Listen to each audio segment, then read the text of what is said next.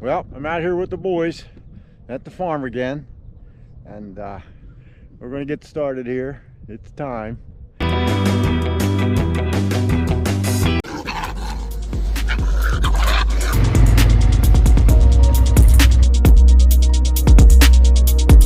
He's a little numb, but there he goes.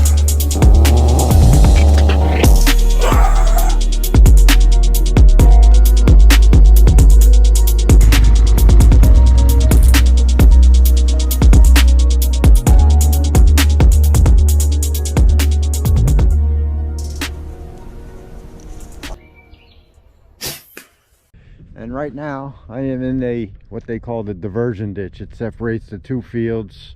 There's no tiles here or anything for water to run, but it does run down to a set of tiles to pull the water off the lower half of the farm.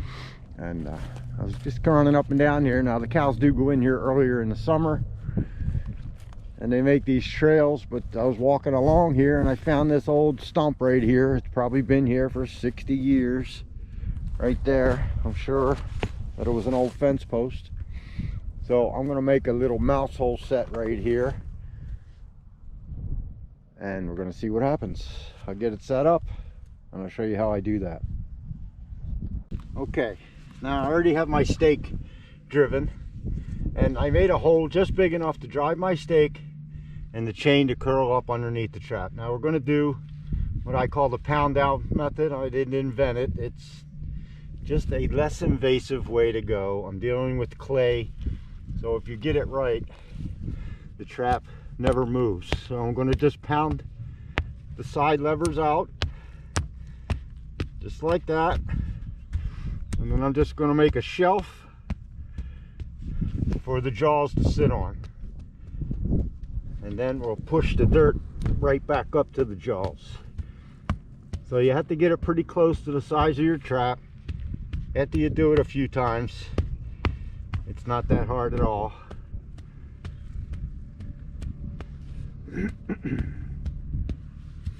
Once you get that, you have your hole. This extra chain are going to lay right down in there, and then your trap is just going to lay right in there, just like that. And now you just take the dirt and beat it right back up against the jaws of the trap over top of the levers. If you have extra dirt, you can just remove it.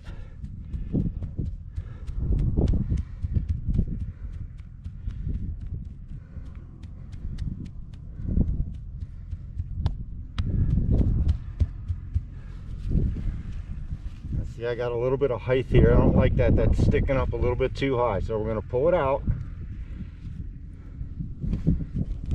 Take out a little bit more. So you want it just below the surface. Takes a little bit of patience. That's why you should be practicing in the summertime, so you get it all worked out.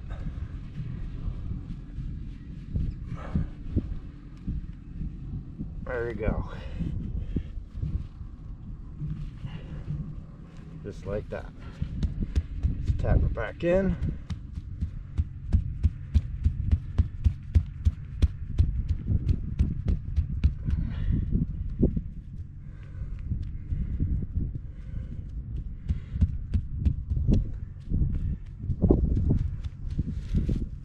Now your trap is right where you want it to be. Take your pan cover,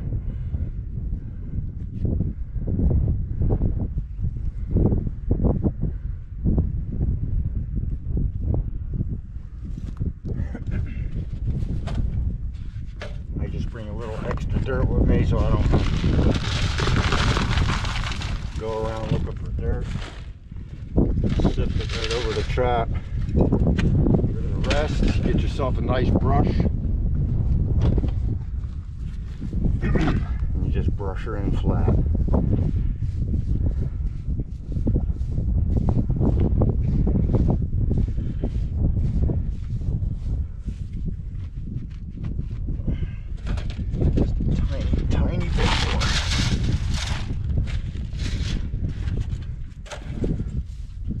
everything's nice and level.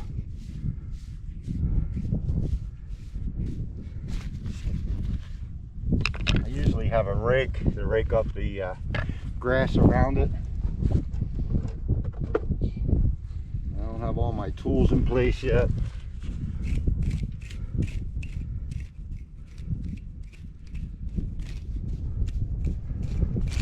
But if you're on a farm, there's things that happen to the ground all the time because of all the hundreds of cows that are running all over the place, smashing things up. And you could just scrape up some duff. You're gonna have to find a little grass clump and get some green grass. And you can't just sprinkle it right over your trap. You've got to sprinkle it all over the place.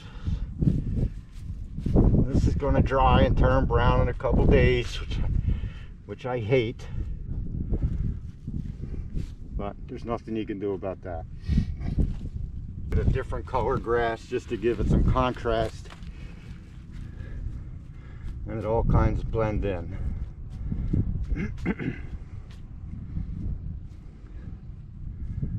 That's going to be it. Now, got a little mouse hole right there at the bottom of this, right at the bottom of this whole post. As you can see it, it's right there, and that's all. Now, when on my travels, I found a mouse nest, so I'm going to use that instead of sheep's wool. Right here, it's an old mouse nest that I confiscated. I'm going to use that to hold my lure. Here's a new bait I'm trying out that I made. I'm going to give it a little shot.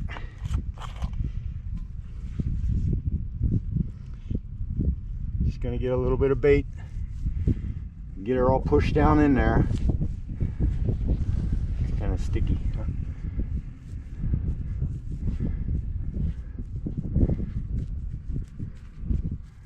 And that's it.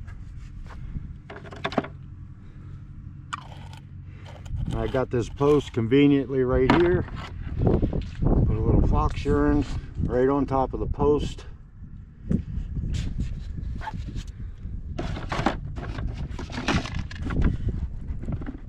I use my favorite lure.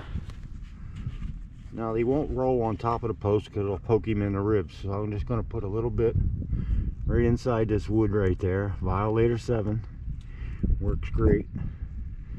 I'm gonna hide the stick. Just a little mouse hole set, less invasive. That's what it looks like. All you got now, minus my tools, is just that old 100-year-old stump that's been sitting there forever. They're going to use this diversion ditch to run all the way down it, and it runs all the way back up to the farm, which is right there.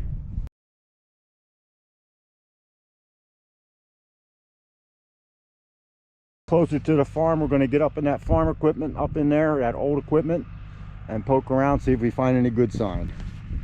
All right, I think I found me a good spot up in this farm equipment. Now, this farm's been here for 100 years, so this equipment has just been around for a long time. And I got this spot right here. We're going to go with the old tire. We're not going to go inside the tire, but there is a gap right there, and I'm going to put one of those mouse squeakers in there. I'm going to pull this grass back, bed my trap, and then put the grass back where it belongs. Put a little stink in there with the mouse squeaker, and we'll see what happens. So what we're going to do is try and keep the existing grass. We'll peel that back, peel this back.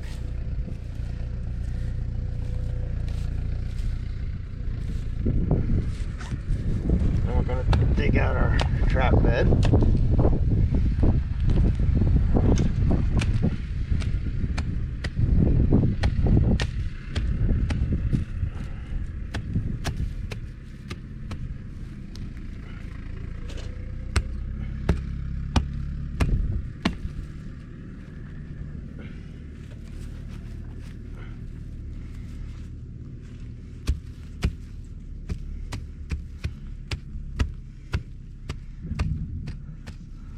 I'm using a Duke number 3 here that's 4-coiled because I just don't know what's going on around here just yet.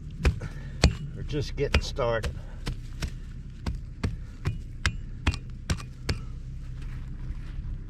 Okay, stake driver. I always pre-start my holes.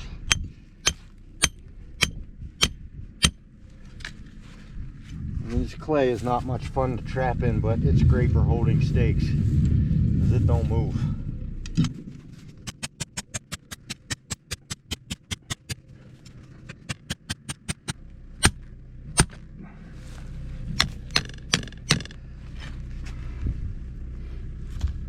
Okay, just clean up the bed a little bit.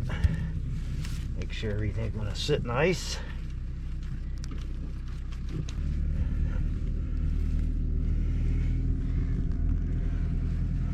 Take some of that existing clay.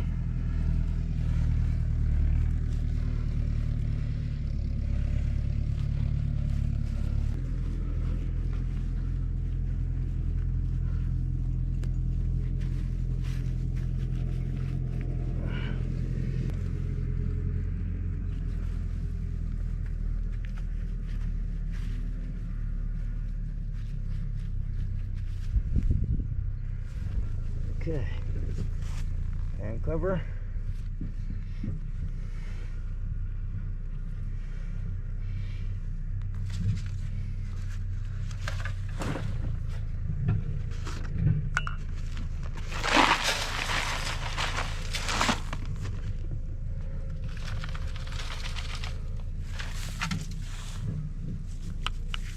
Make it nice and flat.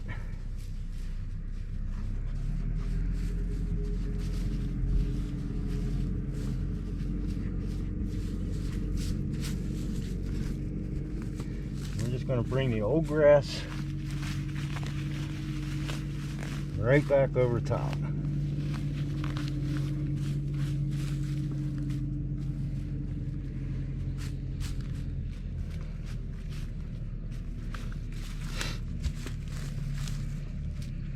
That's it. We're just going to take our squeaker. Hear that? And that bad boy, going to go just inside, just like that. They can hear it, don't worry. They're good at what they do. That's it. I'm going to put a little lure on top and a little bit in the tread so it stays out of the rain. We're going to use the outside of the tire. That's going to guide him right into that hole. He's going to come right down this trail that's already established. We're good to go.